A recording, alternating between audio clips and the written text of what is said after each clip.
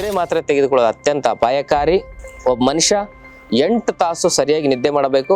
ಅದು ಯಾವಾಗ ಸರಿಯಾದ ಸಮಯಕ್ಕೆ ಮಲಗಿ ಸರಿಯಾಗಿ ಸಮಯಕ್ಕೆ ಏಳಬೇಕು. ನಮ್ಮಲ್ಲಿ ಶಿರೋಧಾರ ಚಿಕಿತ್ಸೆಯನ್ನು ಮಾಡುತ್ತೇವೆ, ಪಂಚಕರ್ಮ ಚಿಕಿತ್ಸೆಗಳನ್ನ ಮಾಡ್ತೇವೆ. ಅದನ್ನು ಮಾಡಿಸ್ಕೊಂಡಾಗ ನಿಮಗೆ ಗಾಢವಾದ ನಿದ್ರೆ ಶುರುವಾಗುತ್ತೆ. ಗಾಢವಾದ ನಿದ್ರೆನೇ ಪರಮ ಸುಖ. ನಮಗೆ ಯಾವುದೇ ಕಾಯಿಲೆ ಬಂದರೂ ಕೂಡ ಆ ಕಾಯಿಲೆ ವಾಸಿಯಾಗೋದು ಯಾವುದರಿಂದ? ನಿದ್ರೆಯಿಂದ. ಶ್ರೀ ಗುರು ಬಸವಲಿಂಗಾಯ ನಮಃ. ಓಂ ನಮಃ ಶಿವಾಯ. ಸರ್ವರಿಗೂ ಭಕ್ತಿಯ ಶರಣಾರ್ಥಿ. ನಾನು ನಿಮ್ಮ ಯೋಗ ಗುರು ವೈದ್ಯ ಶ್ರೀ ಚನ್ನಬಸವಣ್ಣ, ಶ್ರೀಗಂಗಾ ಯೋಗ ನಿಸರ್ಗ ಚಿಕಿತ್ಸಾ ಹಾಗೂ ಆಯುರ್ವೇದ ಸಂಶೋಧನಾ ಕೇಂದ್ರ, ಆರೋಗ್ಯ ಮಹಾಮನೆ, ಬೆಂಗಳೂರು, ಹುಬ್ಬಳ್ಳಿ, ಧಾರವಾಡ ಹತ್ತಿರ, ಮೂರುಕಟ್ಟಿ. ತಮ್ಮೆಲ್ಲರಿಗೂ ನಮ್ಮ ಯೂಟ್ಯೂಬ್ ಚಾನಲ್ಗೆ ಭಕ್ತಿಯ ಸ್ವಾಗತ. ಇವತ್ತಿನ ಸಂಚಿಕೆಯಲ್ಲಿ ನಿದ್ರಾಹೀನತೆ ಸಮಸ್ಯೆ ಇರೋರು 7 ದಿನ ಈ ಒಂದು ಟಿಪ್ಸ್ ಅನ್ನು ಫಾಲೋ ಮಾಡಿ ನೋಡಿ, ನಿಮ್ಮ ನಿದ್ರಾಹೀನತೆ ಸಮಸ್ಯೆ ಪರಿಪೂರ್ಣವಾಗಿ ಗುಣ ಆಗುತ್ತೆ. ಏನು ಅದ್ಭುತವಾಗಿರ್ತಕ್ಕಂಥ ಈ ಟಿಪ್ಸ್ ಅಂತ ಹೇಳಿದ್ರೆ ಸ್ಟೆಪ್ ಬೈ ಸ್ಟೆಪ್ ಹೇಳ್ತೇನೆ. ಮೊದಲನೇದು, ಮ್ಯಾಕ್ಸಿಮಮ್ 8 ರಿಂದ 10 ಗಂಟೆ ಒಳಗಡೆ ಮಲ್ಕೋಬೇಕು. 8 ಗಂಟೆಯಿಂದ 10 ಗಂಟೆ ಒಳಗಡೆ ಸಂಜೆ ಮಲ್ಕೋಬೇಕು. ಮತ್ತೆ 6 ಗಂಟೆ 6:30 ಮೇಲೆ ಮೊಬೈಲು ಟಿವಿ ನೋಡಬಾರ್ದು. ಆಮೇಲೆ 3ನೇ ಸ್ಟೆಪ್ ಅಂತ ಹೇಳಿದ್ರೆ ರಾತ್ರಿ 7 ಗಂಟೆ ಒಳಗಡೆ ಆಹಾರ ತಿಂದಿರಬೇಕು.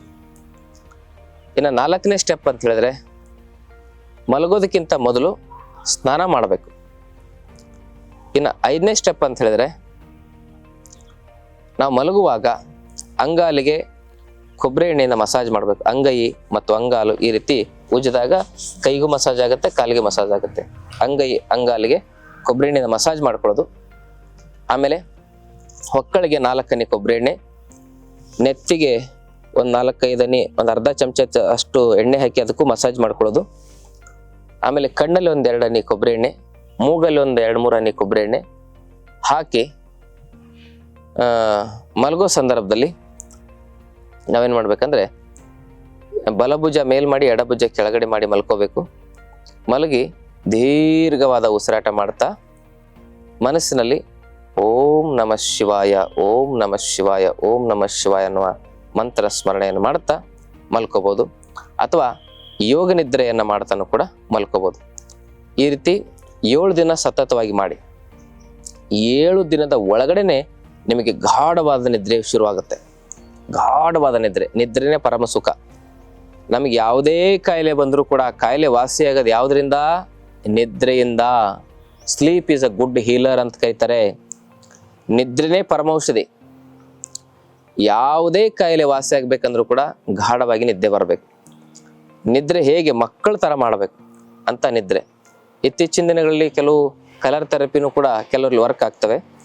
ಇಲ್ಲಿ ಈ ಭಾಗದಲ್ಲಿ ಅಂದ್ರೆ ಹೆಬ್ಬೆರಳಿನ ಕೆಳಗಡೆ ಕಪ್ಪು ಬಣ್ಣವನ್ನ ಈ ರೀತಿ ಚುಕ್ಕೆಯನ್ನಿಟ್ಟಾಗ್ಲೂ ಕೂಡ ಅದು ಕೂಡ ನಿದ್ದೆಗೆ ಪೂರಕವಾಗಿ ಹೆಲ್ಪ್ ಮಾಡ್ತದೆ.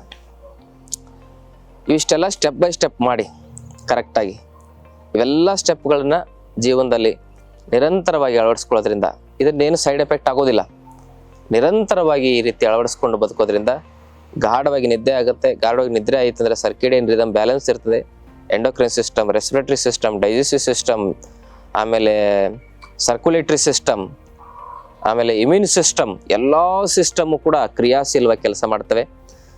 ಯಾವುದೇ ರೋಗ ಇದ್ರೂ ಕೂಡ ಔಷಧಿ ಇಲ್ದಂಗೆ ತನ್ನಷ್ಟಕ್ಕೆ ತಾನೇ ನಿವಾರಣೆ ಆಗಕ್ಕೆ ಶುರುವಾಗ್ತವೆ. ಹಲವಾರು ರೋಗಗಳನ್ನು ನಾವು ವಾಸಿನೇ ಆಗಲ್ಲ ಅಂತ ತಿಳ್ಕೊಂಡಿರ್ತೇವೆ. ಅವುಗಳು ಜೀವನ ಪರ್ಯಂತ ಔಷಧಿ ತೆಗೆದುಕೊಳ್ಬೇಕು ಅನ್ಕೊಂಡಿರ್ತೇವೆ. ನಿದ್ರೆ ಒಂದು ಸರಿಯಾದರೆ ಸಾಕು, ತನ್ನಷ್ಟಕ್ಕೆ ತಾನೇ ಎಲ್ಲವೂ. ಯಾಕಂದರೆ ಸಿಸ್ಟಮ್ಮೇ ರೆಜ್ಯುನೇಷನ್ ಆಗೋದ್ರಿಂದ ಸೆಲ್ಸ್ಗಳು ರಿಪೇರಿ ಆಗ್ತವೆ, ತನ್ನಷ್ಟಕ್ಕೆ ತಾನೇ ಎಲ್ಲ ಕಾಯಿಲೆಗಳು ಗುಣ ಆಗ್ತವೆ. ಅದಕ್ಕೆ ನಿದ್ರೆ ಪರಮ ಸುಖ, ನಿದ್ರೆ ಪರಮೌಷಧಿ. ಅಕಾಲಿಕ ಶಯನ ಜಾಗರಣ ಅಪಮೃತ್ಯುವಿಗೆ ಕಾರಣ ಅಂತ ಹೇಳ್ತಾರೆ. ರಾತ್ರಿ ತಡವಾಗಿ ಮಲಗಿ ನೀವೆಷ್ಟೇ ತಾಸು ನಿದ್ದೆ ಮಾಡಿದ್ರು ಕೂಡ ವೇಸ್ಟ್. ಒಬ್ಬ ಮನುಷ್ಯ 8 ತಾಸು ಸರಿಯಾಗಿ ನಿದ್ದೆ ಮಾಡಬೇಕು. ಅದು ಯಾವಾಗ ಸರಿಯಾದ ಸಮಯಕ್ಕೆ ಮಲಗಿ ಸರಿಯಾಗಿ ಸಮಯಕ್ಕೆ ಏಳಬೇಕು. 8 ರಿಂದ 10 ಗಂಟೆ ಒಳಗಡೆ ಮಲಗಬೇಕು. ಬೆಳಗ್ಗೆ 4 ರಿಂದ 6 ಗಂಟೆ ಒಳಗಡೆ ಏಳಬೇಕು. 8 ತಾಸು ನಿದ್ದೆಯನ್ನು ಸರಿಯಾಗಿ ಮಾಡಿದ್ರೆ ಮನುಷ್ಯನ ಆರೋಗ್ಯ 100 ವರ್ಷ ಸದೃಢವಾಗಿರ್ತದೆ. ನಾವು 12 ಗಂಟೆಗೆ ಮಲಗಿ ಬೆಳಗ್ಗೆ 10 ಗಂಟೆವರೆಗೆ ನಿದ್ರೆ ಮಾಡಿದ್ರು ಕೂಡ ಅಕಾಲಿಕ ಶಯನ ಆಗತ್ತೆ, ಅಕಾಲಿಕ ಜಾಗರಣ ಆಗತ್ತೆ. ಅದರಿಂದ ಸಮಸ್ಯೆ ಪರಿಹಾರ ಆಗೋದಿಲ್ಲ. 8 ತಾಸು ಮಲಗೋದು ಎಷ್ಟು ಮುಖ್ಯನೋ ಸರಿಯಾದ ಸಮಯದಲ್ಲಿ 8 ತಾಸು ಮಲಗೋದು ಅಷ್ಟೇ ಮುಖ್ಯ. ನಿಸರ್ಗ ಮಲಗಿದಾಗ ನಾವು ಕೂಡ ಮಲಗಬೇಕು, ನಿಸರ್ಗ ಎದ್ದಾಗ ನಾವು ಹೇಳಬೇಕು. ನಿಸರ್ಗದ ವಿರುದ್ಧವಾಗಿ ಹೋದ್ರೆ ನಮಗೆ ಭವಿಷ್ಯ ಇಲ್ಲ. ನೇಚರ್ ವಿರುದ್ಧವಾಗಿ ಹೋದರೆ ಫ್ಯೂಚರ್ ಇಲ್ಲ. ಅದಕ್ಕಾಗಿ ಈ ಒಂದು ಸ್ಟೆಪ್ಸ್ಗಳನ್ನ ಒಂದು 7 ದಿನ ಫಾಲೋ ಮಾಡಿ ನಿಮ್ಮ ಜೀವನದಲ್ಲಿ ನೆಮ್ಮದಿ ನಿದ್ರೆಯನ್ನು ಕಾಣಬಹುದು. ನಿದ್ರೆ ಮಾತ್ರ ತೆಗೆದುಕೊಳ್ಳೋದು ಅತ್ಯಂತ ಅಪಾಯಕಾರಿ. ಇದಿಷ್ಟೆಲ್ಲ ಮಾಡಿದಾಗಲೂ ಕೂಡ ಕೆಲವರಿಗೆ ಏನಾದ್ರು ಆಗ್ತಾ ಇಲ್ಲ, ಈ ಟಿಪ್ಸ್ಗಳಿಂದ ಸರಿಯಾಗಿ ಆಗ್ತಾ ಇಲ್ಲ ಅಂದರೆ, ಸೊಲ್ಯೂಷನ್ ಸಿಗ್ತಾ ಇಲ್ಲ ಅಂದರೆ ಅಂಥವ್ರು ನಮ್ಮಲ್ಲಿ ಶಿರೋಧಾರ ಚಿಕಿತ್ಸೆಯನ್ನು ಮಾಡುತ್ತೇವೆ, ಪಂಚಕರ್ಮ ಚಿಕಿತ್ಸೆಗಳನ್ನ ಮಾಡ್ತೇವೆ. ಅದನ್ನು ಮಾಡಿಸ್ಕೊಂಡಾಗ ನಿದ್ರಾಹೀನತೆಗೆ ಪರಿಹಾರ ಕಂಡುಕೊಳ್ಬೋದು. ಯೋಗ ಪ್ರಾಣಾಯಾಮ ಧ್ಯಾನವನ್ನು ಕೂಡ ಮಾಡೋದು ನಿದ್ರಾಹೀನತೆಯ ಸಮಸ್ಯೆಗೆ ಶಾಶ್ವತ ಪರಿಹಾರ. ಇದನ್ನು ಟ್ರೈ ಮಾಡಿ. ನಮ್ಮ ಚಾನಲ್ನ ಸಬ್ಸ್ಕ್ರೈಬ್ ಮಾಡ್ಕೊಳ್ಳಿ, ದಯವಿಟ್ಟು ಸಬ್ಸ್ಕ್ರೈಬ್ ಮಾಡ್ಕೊಳ್ಳಿ ಹಾಗೂ ವಿಡಿಯೋನ ಶೇರ್ ಮಾಡಿ. ನಿಮ್ಮ ಪ್ರೀತಿ ಬೆಂಬಲವೇ ನಮಗೆ ಶಕ್ತಿ. ಆದ್ಮೇಲೆ ನಮ್ಮ ಚಾನಲ್ಗೆ ತುಂಬ ಅದ್ಭುತ ಪ್ರೋತ್ಸಾಹವನ್ನು ಕೊಡ್ತಾ ಇದ್ದೀರಾ, ಇದನ್ನು ಹೀಗೆ ಮುಂದುವರಿಸಿ ಅಂತಕ್ಕಂಥ ಮಾತನ್ನು ಹೇಳ್ತಾ, ನಮ್ಮಲ್ಲಿ 5 ದಿನದ ಆರೋಗ್ಯ ಶಿಬಿರ ನಡೀತಾ ಇದೆ. ಅಲ್ಲಿ ಕುಟುಂಬ ಸಮೇತರಾಗಿ ಭಾಗವಹಿಸಿ. ಕಾಯಿಲೆ ಬಂದಿರೋರು ಬಂದಾಗ ಆ ಮಾತ್ರೆಗಳನ್ನ ಬಿಡೋದು ಹೇಗೆ ಅಂತ ಹೇಳ್ಕೊಡ್ತೇವೆ.